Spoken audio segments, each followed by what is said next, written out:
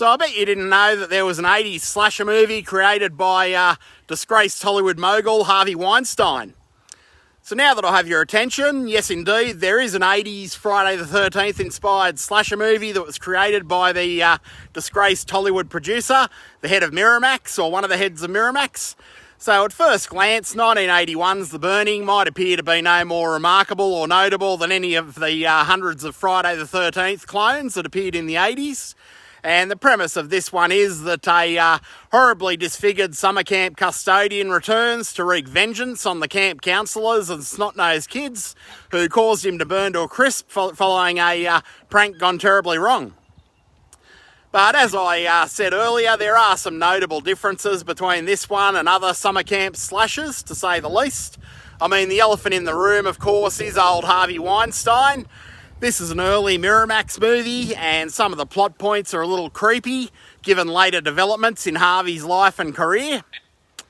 So his pathology of narcissism is on full display here, as he makes excuses left, right and centre for one of the characters, Alfred, who really is just a little creepy, and he's justifiably picked on throughout the entire movie, in my opinion. It's all more than a little interesting, considering one of the darker chapters of Hollywood history that came decades later, involving one Mr. Weinstein. So the villain Cropsey is also portrayed as a hard-done-by victim from Harvey Weinstein, even though he was apparently up to some troubling behaviour all along with the kiddies in the movie. So it seems that nobody in this movie expects any consequences for their actions, especially their more creepy actions, and all the characters are written as being a bit self-absorbed, which is hardly surprising, seeing that Harvey Weinstein was one of the writers. And the cast of The Burning does seem to have more star power than your average 80s slasher movie, I guess. The biggest star in this one's a very young Jason Alexander, so George Costanza with hair. He's sort of a generic Meatballs or Animal House type character. I mean, you know the type. He's swarthy, comedic, and the black market seller of goods and services in the summer camp. All the cliches get a tick in the box. And then there's Brian Backer from Fast Times at Ridgemont High and Police Academy 4. And there's a few other memorable character actors. I can't quite recall their names right now. I mean, it's not an ensemble cast like Pulp Fiction or anything like that, but it does have a few stars and character actors more than most 80s slashers, to be sure. Most of these movies are full of no-names, and the special effects in this one are pretty impressive by Tom Savini, mainly involving the killer's signature garden shears. The special effects are, I guess you'd say they're reasonably impressive. They're probably not his best work, but not his worst work either. So there is a lot to set this one apart from most of the 80s slashers and most of the Friday the 13th rip-offs. It'd probably make a pretty cool double bill with Sleepaway Camp, another one of a bit of an unusual Friday the 13th rip-off. So that, my friends, is The Burning.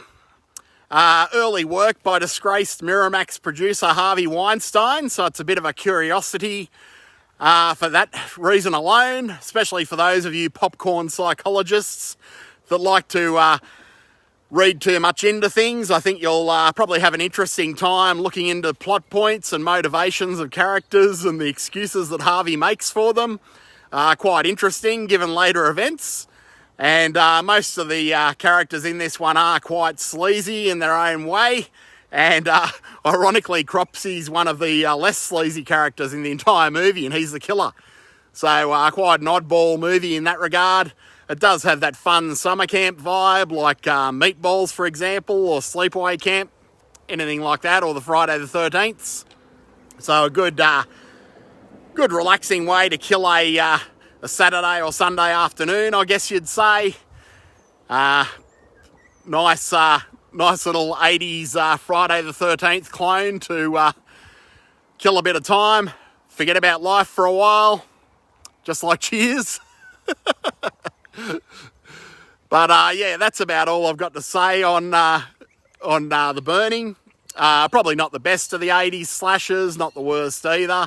It is quite interesting just for those celebrity connections, I guess, like Harvey Weinstein and Jason Alexander and Brian Backer. I have to say, Jason Alexander, or George, seemed to have a lot more swagger when he had hair, which is interesting. And quite a different role for him, quite a departure from George. and another reason worth checking it out. So fairly easy to find, this one. Not that hard to find, whether it's online or on physical media. And as I think I said, it would make a cool little double bill with Sleepaway Camp, and or any of those 80s summer camp slashers or screwball comedies like Meatballs. This would go quite nicely with.